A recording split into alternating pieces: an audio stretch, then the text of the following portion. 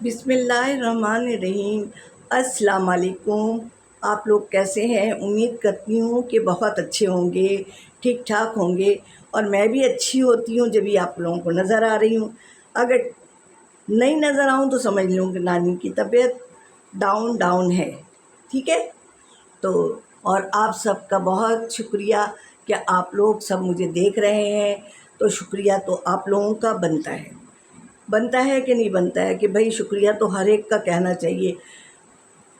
اللہ تعالیٰ کا جب ہم شکریہ ادا کرتے ہیں، کیونکہ اللہ نے ہمیں بہت نعمتیں دی ہیں، تو اللہ تعالیٰ یہ کہتا ہے کہ جو دنیا میں جو لوگ ہیں تمہارے جو کام آ رہے ہیں کسی بھی لحاظ سے، پڑوسی ہیں تو وہ کسی کام آ رہے ہیں، راستہ چلتا ہے اگر کسی نے کانٹا ہٹا دیا وہ بھی تمہارے کام آ رہا ہے، تمہیں کسی نے ہاتھ پکڑ لیا وہ بھی، تو اس کا بھی شکریہ بولو۔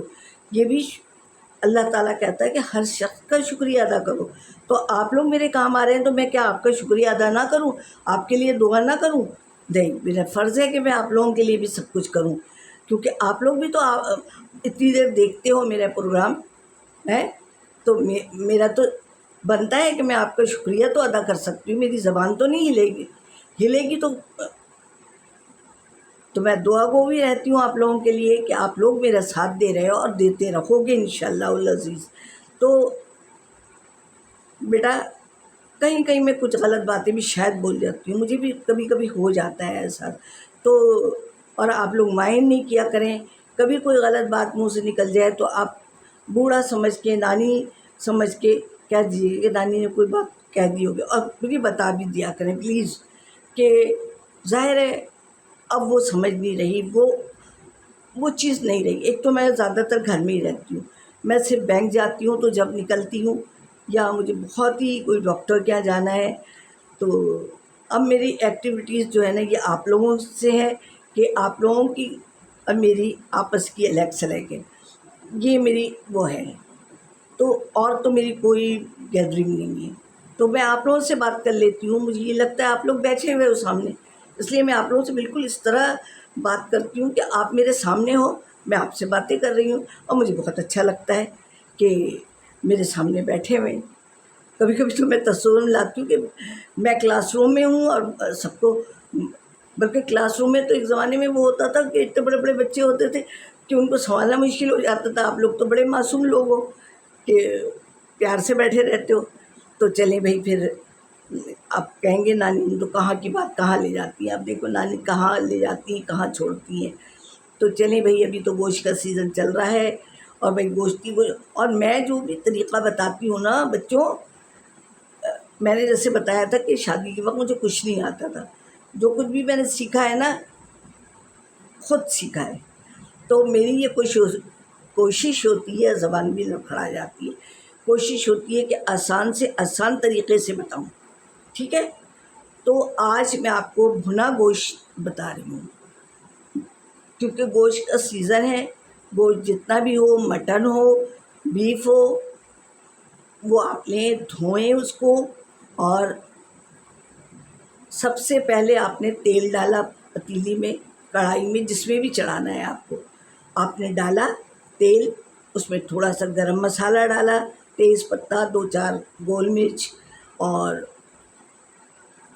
ایک آدھ بڑی الائچی، 1-2 چھوٹی الائچی، تیز پتہ ڈال دیا، کہہ دیا نا میں نے تیز پتہ، بعض دفعہ 2 دفعہ ریپیٹ کر جاتی ہوں، بعد میں مجھے احساس ہوتا ہے کیا ہے میں تو یہ 2 دفعہ کہہ گئی۔ اچھا، وہ ڈالا، اب آپ جو ہے نا گوشت ڈال دیں، گوشت ڈالیں، ذرا سے گوشت کی اس کو ہاتھ مار دیں، گوشت کی رنگت تبدیل ہوئی، اب ڈالیں پسا ہوا ادرک اور لہسن بھر بھر کے چمچ، اگر 2 چمچ بھی ڈال دیں گے تو کوئی مسئلہ نہیں ہے، کوئی نو پرابلم، آپ نے 2 چمچ بھر کے ڈال دیا، ادرک بھی اور لہسن بھی بہت سارا پیس کے رکھا ہوا تھا میں نے، تو ڈال دیا، ہو گیا۔ اچھا، اب پیاز کاٹ کے رکھ لیں، کم سے کم 2 گٹی تو ڈالیں، پیاز باریک باریک کاٹ کے اسی میں ڈال دیں، ٹھیک ہے؟ اور مرچ ڈالیں، ذرا کھلتی کھلتی مرچ ڈالیں، آپ نے ریگولر مرچ بھی ڈالنی ہے اور وہ کشمیری مرچ بھی ڈالنی ہے نا، تھوڑی سی ہلدی بھی ڈال دیں، اور ٹھیک ہے۔ اب آپ نے ڈالا ٹماٹر، اگر 1 کلو گوشت ہے تو کم سے کم پاؤ ٹماٹر تو ضرور ڈالیں، اور وہ بھی باریک کاٹ کاٹ کے اس میں ڈال دیں. دیکھیں بہت آسان طریقہ بتاتی ہوں میں. آپ نے ڈال دیا اس میں. اب آپ نے کیا کیا, تھوڑا پانی ڈالیں کیونکہ قربانی کا گوشت جلدی گلتا ہے. اب آپ نے نمک بھی ڈال دیا. نمک آپ نے گوشت کے لحاظ سے ڈالنا ہے. اب آپ نے کیا کیا, گوشت گلنے چڑھا دیا, پانی اتر. اب آپ نے دیکھا کہ گوشت کا پانی خشک ہو گیا, بھننے پہ آ گیا, تو اب آپ نے کیا کرنا ہے, آدھا کپ دہی. اب وہ چولہا دھیما کریں, پہلے دہی ڈالیں کیونکہ دہی پھٹ جاتا ہے. آپ نے بھونا دہی کو, پھر پانی ذرا سا ایک دو ہاتھ مارے, پھر چولہا تیز کریں, اس کو بھون لیا. گھی جب سیپریٹ ہو جائے تو پھر آپ کا پیاز بھی گل جائے گی آپ کی, اور بھنا بھنا آپ کا گوشت تیار ہے. اچھا, اب بھون لیا آپ نے.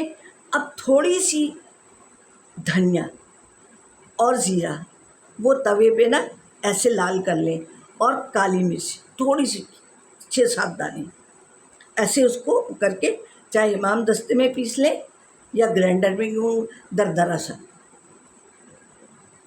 لیکن توے پہ ضرور وہ کر لیجیے گا کہ اس کی خوشبو ایسی مہکے گی. اور بالکل جب تیار ہو جائے نا یہ زیرہ, سفید زیرہ, وہ دھنیا 1 چمچ اور کالی مرچ 6-7 دانے, اس کو توے پہ یوں کیا, اور چاہے گرینڈر میں پیس لیں. اور ابھی آپ کا چولہا بند نہیں ہوا ہے, اب آپ نے اس میں وہ ڈال دیا اور دم پہ رکھ دیا. گوشت بھن تو چکا ہے, اب بس 2 منٹ کے لیے اس پہ دم پہ رکھتے ہیں, اور پھر اس کو ڈالا, ایک دفعہ چلایا اور دم پہ رکھا, چولہے کو بند کر دیجیے. آپ کا بنا گوشت تیار ہے. اور الگ سے آپ نے ادرک, دھنیا, مرچی کاٹ کے رکھ لی. جب ڈش آؤٹ کریں تو وہ ڈالیں. آپ کا شاندار سا اور جھٹپٹ پکے گا, نہ کوئی تردد, نہ کوئی جھٹپٹ کاٹ کے ڈال دیا, بس 2 منٹ بھوننے میں لگے جو سو لگے. کسی کو کہہ بھی دیں گے ہاں دوسرے چولہے پہ روٹی پہ, ارے بھائی تیار ہے سالن, گوشت کیا رہا ہے بھنا شاندار سے, کیونکہ دیکھو بھنی بھنی چیزیں کھائی جاتی ہیں بقرعید. تو بھائی آپ کا بھنا ہوا گوشت شاندار سا, چٹپٹا سا. اب مرچیں آپ جیسی کھاتے ہیں ویسے ڈال لیں تو بہت مزہ آئے گا انشاءاللہ. اب آپ روٹی سے کھائیں, چپاتی سے کھائیں, تندور کی روٹی سے کھائیں, وہ آپ پہ ڈپینڈ کرتا ہے.